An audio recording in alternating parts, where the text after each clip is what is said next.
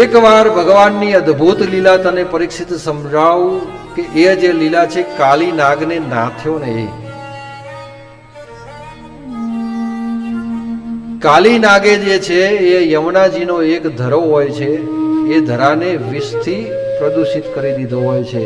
અને ઘણી બધી ગાયો જે છે, ગાયો એ વિષયુક્ત જળ પી અને ત્યાં મૃત્યુ પામે છે. ઘણા બધા ગોવાળો જે છે પાણી પી અને ત્યાં મૃત્યુ પામે છે. અને કૃષ્ણ ભગવાને આ જોયું અને એમણે થયું કે જ્યાં સુધી હું અહીંયા વ્રજમાં છું ત્યાં સુધી કોઈનું અકાળે આ રીતે મૃત્યુ થવું જોઈએ નહીં, એટલે બધાને જીવતદાન આપે છે. અને એમને થયું કે આ ધરાની અંદર જે કાળી નાગ છે એને નાથી અને એના સ્વસ્થાને, જ્યાં એનું પોતાનું સ્થાન છે ત્યાં એને મારે મોકલવો છે. એટલે સુંદર મજાની લીલા કરે છે. બધા બાગ ગોપાળો બધા રમતા હોય છે અને રમતા હોય છે. ને એવા સમયની અંદર કૃષ્ણ ભગવાન કહે છે કે આ કાલી નાગ જે છે ને એને આપણે નાથી અને આ ધરાથી દૂર મોકલી દઈએ, નહીં તો આપણા ભવિષ્યમાં તકલીફ કરશે. ત્યારે બધા બાળ ગોપાળો કે કાના અમારી જોડે તો એવી કોઈ શક્તિ નથી કે અમે એને નાથી શકીએ, પણ તું બળિયો લાગે છે, એટલે કે તું એવું હોય તો નાથી દે. આ રીતે આમ મજાક મસ્કરી કરતા હોય છે. પણ ભગવાન એને ક્ષીરોધાર્ય કરી અને સીધા જે છે એ જળની અંદર પ્રવેશ કરે છે. અને આપણી લોક કહેવત એવી બી છે કે ભાઈ ગેડી દડો રમતા હતા, એમાં દડો જે છે એ ધરામાં પડ્યો અને ભગવાન લેવા જાય છે. અને એવા જેવા ભગવાન વ્રજની અંદર આ જે લીલા છે ભગવાનની અદ્ભુત લીલા છે કે ફણાની અંદર જે કાલી નાગ હોય છે કોઈ સામાન્ય નથી હોતો, એની 100 ફણા હોય છે અને 100 ફણાની અંદરથી નકરું વિષ જ ઓગતો હોય છે. કોઈ પણ જે ડંસ નહીં, પણ માત્ર ડંસ મારવા સિવાય એની વિષની ગતિ એવી હોય છે અને એનું તેજ એવું હોય છે કે જો એના સંપર્કમાં આવે ને તો એ માણસ મૃત્યુ પામે. ભગવાન જેવા ધરાની અંદર જે છે એ પડે છે ત્યારે ભગવાનનું સુંદર મનોહર મુખડું શ્યામ વર્ણ જે છે, મસ્તકની ઉપર સુંદર મજાનું મોરપીંછ લગાવેલું છે. એવા ભગવાનને જોઈ અને જ્યાં નાગની પત્ની હોય છે ને એમના હૃદયમાં દયા અને કરુણા ઉદ્ભવે છે. બધી જે નાગ પત્ની હોય છે ને એમાં ભગવાન પ્રત્યેનો વાત્સલ્ય ભાવ જાગે છે. બધાને એવું થાય છે કે આવો દીકરો આપણે હોય તો કેવું સારું, એવો વાત્સલ્ય ભાવ જાગે છે. પણ પોતાના પતિથી બહુ ડરતી હોય છે કે જો હમણાં એ જાગી જશે ને તો આ બિચારો નિર્દોષ બાળક અહીં આવ્યો છે અને આ બાળકને મારી નાખશે. એટલે બધી નાગપત્ની હોય છે ને એ સમજાવે છે કે બેટા તું અહીંયા કેમ આવ્યો છે, ક્યાંથી આવ્યો છે, તું આ બધું જળ છે ને આ છોડીને જતો રહે, અહીંયા તો આ વિષયુક્ત જળ થઈ ગયું છે અને જો હમણાં મારો પતિ જો જાગશે ને તો તને મારી નાખશે. તો અહીંયાથી હાલ જ પ્રસ્થાન થા, તારે શું જોઈએ છે બોલ, તારે જે જોઈએ અમે તને આપી દઈએ, પણ તું અહીંયાથી હમણાં જ વિદાય લે. એટલે આ બધી પત્નીઓનું આવું સાંભળે છે ને એટલે કૃષ્ણ ભગવાન કે ભાઈ હું અહીંયા કંઈ લેવા નથી આવ્યો, તારા નાગ છે ને એને જગાડ આપતો, એની સાથે મારે યુદ્ધ કરવું છે. એટલે બધી આ નાગ પત્નીઓ કે શું તારી માનો એટલો તું દવાલો છું કે તારી માનો તો વાલો નથી, આજે તું નહીં હોય તો તારી માને કેટલું દુઃખ થશે અને તારી માં જ્યારે તું નહીં હોય ત્યારે કેવું પેટ પકડી પકડીને રોશે.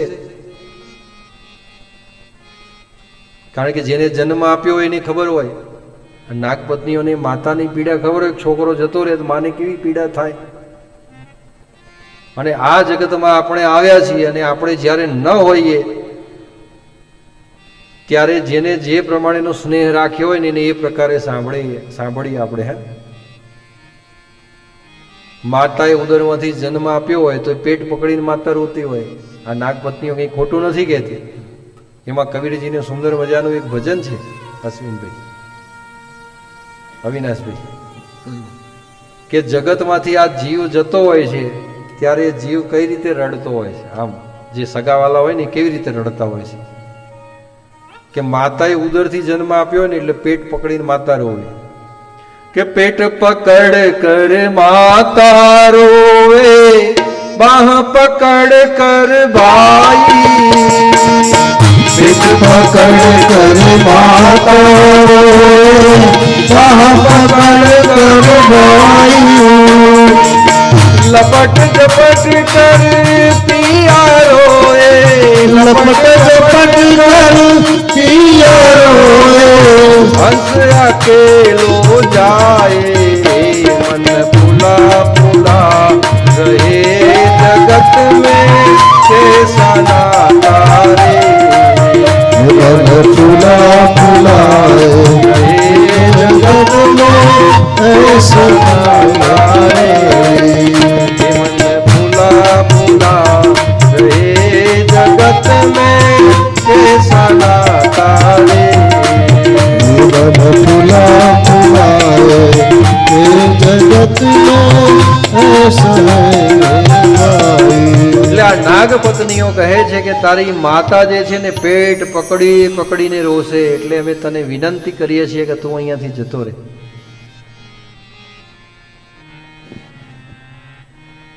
ત્યારે કૃષ્ણ ભગવાન કહે છે કે હું અહીંયા જવા માટે નથી આવ્યો. ઉઠાડ તારા નાગને, કે તારા નાગ સામે હું યુદ્ધ કરવા આવ્યો છું.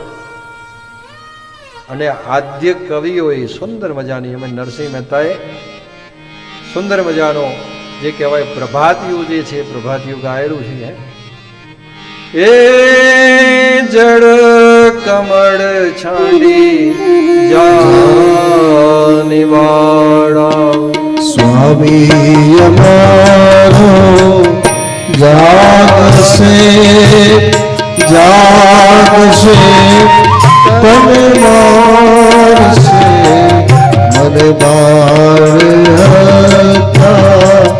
લાગશે. એ જળક મળ છાણી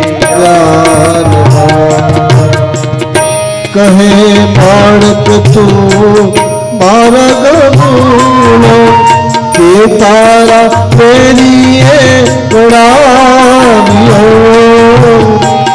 નિશ્ચય તારો કાળજ ફૂટો અહીંયા તે સિદ્ધ આવ્યો.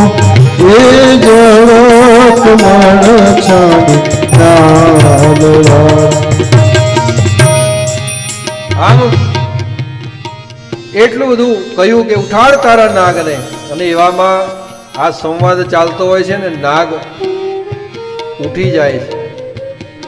અને નાગ ઉઠી અને નાગને પણ એમ થાય છે કે ભાઈ તું જતો રહે અહીંયાથી. પણ ભગવાન જ્યારે લડવાની ઈચ્છા દર્શાવે છે ત્યારે બે બાહુબળ વાળા હોય છે અને એવા પછી લડે છે. બેમુ બળિયા બાથ વળવા પુષ્ટ કાળી નાગ નાથિયો. સહસ્ત્ર ફૂલે જગ ભગન ગાજે હાથિયો. એ જળક મળ છાડી ચાલવા.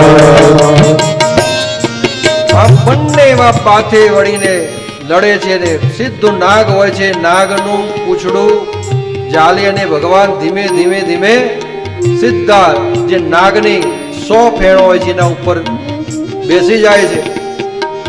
અને 100 ફેણો પર બેસી પોતાના પગ જે છે ઊંચા કરી અને નીચા પછાડે અને ભગવાનના જે ભાર જે છે એવો વ્યક્ત કર્યો હોય છે કે એક એક ફેણ ઉપર ભગવાન જ્યાં એક એક પગ મૂકતા હોય ત્યારે નાગ જે હોય છે નાગના મુખમાંથી રક્ત નીકળવા લાગે છે. અને નાગને પણ એમ થાય છે કે આજે સ્વયં કાળ બની અને આ બાળક આવ્યો છે ને મને મારી નાખશે. અને એને એવું થયું કે આ સામાન્ય બાળક ના હોય, આ સામાન્ય બાળક આવી મારી દશા ન કરી શકે. એટલે બધી નાગ પત્નીઓ જે છે પોતાના સ્વામીને કહે છે કે હે સ્વામી, આ કોઈ સામાન્ય બાળક નથી, તમે એની શરણાગતિ સ્વીકારી લો. ત્યારે જે છે કાલીનાગ જે છે ભગવાનની શરણાગતિ સ્વીકારે છે, અને શરણાગતિ સ્વીકારે છે એટલે ભગવાન એની શરણાગતિનો સ્વીકાર કરે છે અને કાલીનાગને કહે છે કે આ ધરા જે છે એ ધરો છોડી અને તમે તમારું સ્વસ્થાન છે ત્યાં જાઓ. ત્યારે એને કઈ રીતે શ્રાપ મળ્યો અને કઈ રીતે આ ધરામાં આવે છે બધો વૃત્તાંત જે છે ભગવાનને કાલીનાગ કઈ સંભળાવે છે. અને ગરુડજી જે છે એ ગરુડજીનો એમને ભય હોય છે એટલે એ ધરામાંથી બહાર જવા માંગતા નથી. પણ ભગવાન કાલીનાગને કહે છે કે તારા જે આ ફેણા ઉપર મારા ચરણ ચિહ્ન જે છે ગરુડજી જોશે ને એટલે તને મારશે નહીં.